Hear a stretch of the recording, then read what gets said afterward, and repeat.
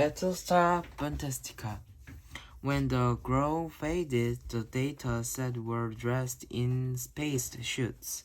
Buttons were blinking under a giant screen that looked out at a dark sky filled with stars.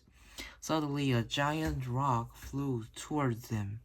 Sirens blared, a roaring signal. "What is that?" Caesar cried. "An asteroid!" Laura shouted as another rock whistled past. "We are on a starship. The remote must have taken us to the last show Dr. Bunsen watched it," Olive exclaimed. "It's an outer space movie." A third asteroid struck the ship.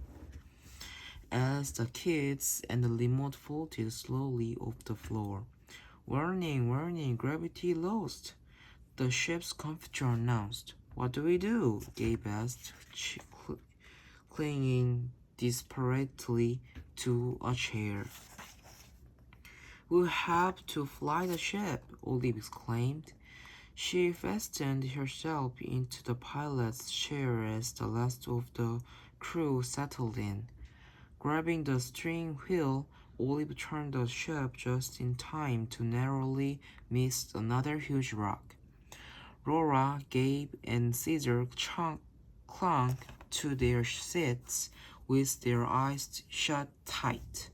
"It's okay, we're safe," Olive called out. "But we're not out of trouble yet." One last asteroid zoomed close.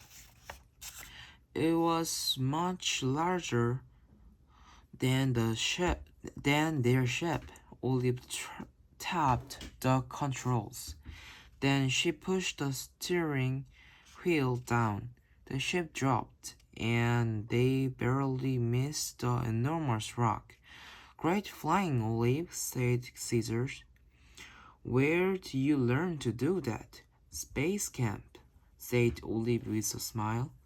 Then the screen blipped to life, and a tall blue alien appeared. He had an unruly mop of hair and really big goggles.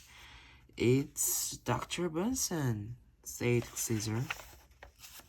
"You escaped my asteroid trap," Alien Bunsen grumbled. "But you will not escape me.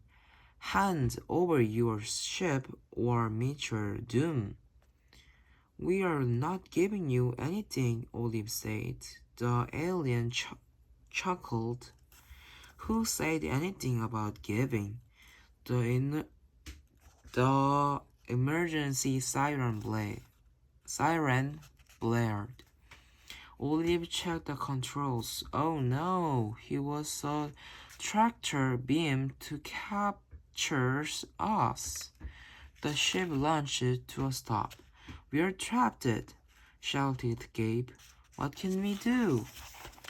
"The only thing we can do," said Olive, "changing the channel." Caesar undid his seat belts and floated in the air to grab the remote.